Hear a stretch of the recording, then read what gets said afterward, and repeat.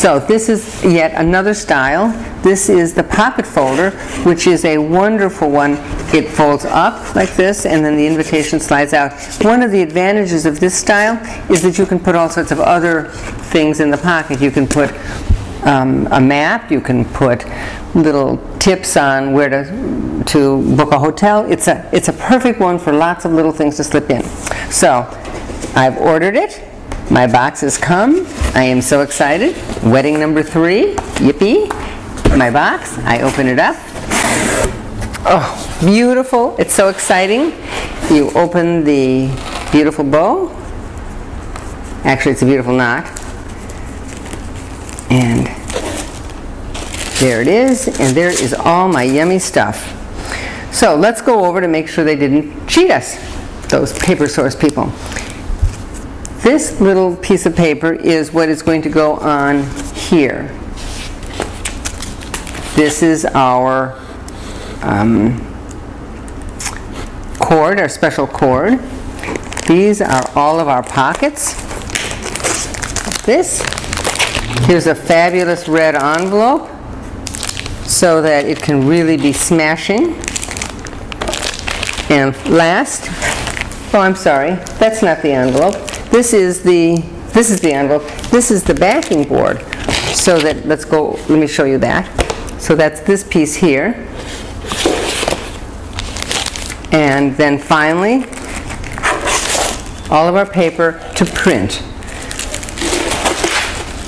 Now let's get to work.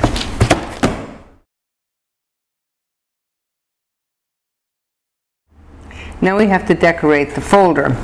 On this one we've chosen this wonderful Japanese print that feels so Indian. And it wraps around like this with the sash on top. So what we're going to do is show you how to do that. So you have a lot of these little pieces of paper. The first thing to do is to fold it in half, like this. You get it perfect there, and now all the rest is easy. We're going to use the Xyron again, stick it in, crank that little handle. It just wrinkled. But you know, this happens, so I'm going to show you how to fix it. Take off the carrier, and you're going to notice that either I wasn't careful enough or the little ghost in the machine acted up, but I'm going to pull it off, and you're going to see all the little wrinkles on here. The good news is that it's not as bad a situation. You just pull it out, and it works.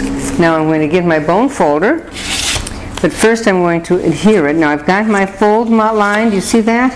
And I'm going to put it right on top, like this, and push it down, flip this side over, and it's perfect. Now let me get my bone folder. Oh, I don't even need it, I don't think. I'm going to just use this carrier sheet right here and just use my fingernail to get rid of that little echo of the crease that the machine made.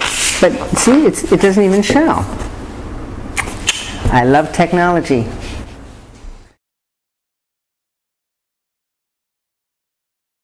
So now we're going to cut the cord for this little guy, and this one is 18 inches. So I'm going to cut my cord. This is not that I use, and this is a little tricky. So I'm going to show you sort of how to do it out here, but then I'm going to take the invitation off so you can see it more clearly. So you put the two ends together like this. You can use a regular knot if you want, but this one's kind of fun. And then you wrap them around. As you see, it's hard to show, and stick it through the little hole. And it makes sort of like a, oops, let me do it again. You wrap it around like this and slip it through the little hole. And there you have it. And you have to do it the right length, and I'll show you how to do that in a second. So there it is. Now I'm going to take the invitation away so that maybe you can see it more clearly. So you take the two ends together like this, and you go like this and slip it through this hole like this, and then you snug it up and you have the perfect little knot. And then it hangs down on the invitation, so it looks sort of like a monk's cord or something like that. Now, I made this one a little too tight, and so you can just sort of ease it a little bit, and now it's the right length. And then you put it right on top like this. Now, and then you center it, and you're done. Oh, let me show you about the fringe. So, this cord ravels all by itself, and we figured out all sorts of different ways to glue it so it wouldn't ravel, but you know, in the end, the raveling is the cute part. So if you want to feather it a little bit, that's fun. So we just feather it out like this, center it, ready for the envelope. Another darling invitation. Didn't take too long. So here we are with our finished computer digital invitations. This is the hard part. Find your friend, treat them very, very nicely, and they'll give you an amazing amount of help. For all of you guys that are smart, I'm sorry, I'm not. So now here it is, all done. And this is the card that it's going to go on. Here's my handy dandy cutter. And I'm going to show you how easy this is. You just put it in place. If you know how to put crop marks on your invitation, that works well too, but I don't, so we're just using plain old American black line. And you just cut the sucker. I'll cut it quickly for you, and then again we're going to use the Xyron machine for adhering it. Notice I'm using these to keep everything in place. So there's my perfectly cut little invitation. It's perfectly cut as I'm going to do it.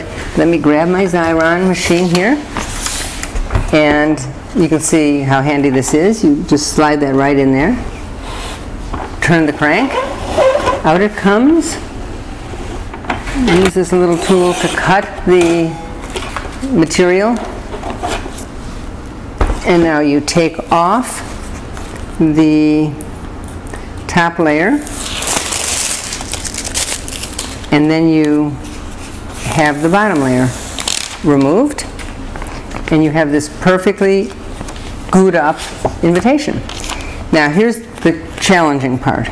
You have to center it, and there we are. I'm hopefully doing a decent job. Oh, it's pretty good. Isn't that a surprise? I want to show you one of my favorite little tools.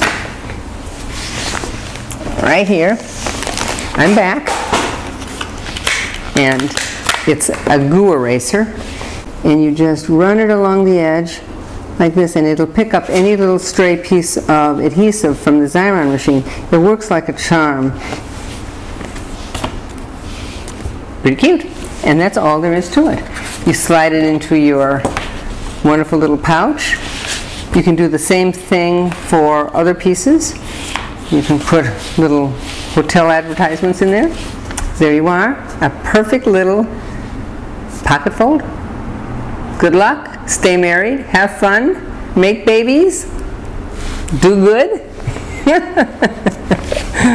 I think that was too many things. Maybe we should go back to the not do the make babies part.